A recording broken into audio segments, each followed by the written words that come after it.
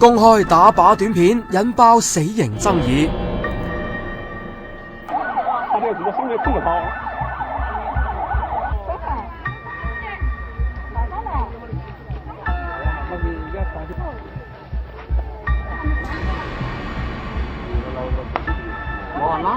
呢一條公開打靶嘅短片放上新浪網唔夠一個星期，已經有超過274萬嘅點擊率，引發過萬嘅網友對死刑嘅熱烈討論，連外國傳媒都有報道。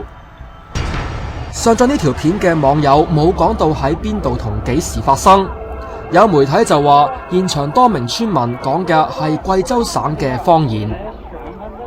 中國一向係執行死刑最多嘅國家，不過根據美國對話基金會嘅數字，舊年中國處決咗3000人，但係相比起2002年嘅12000人，數字已經大幅下降。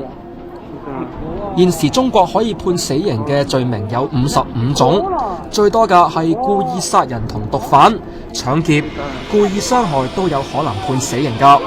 行刑方式有槍決或者打毒針。不過未成年人、大肚婆同埋75歲或者以上嘅老人家，死刑就唔適用啦。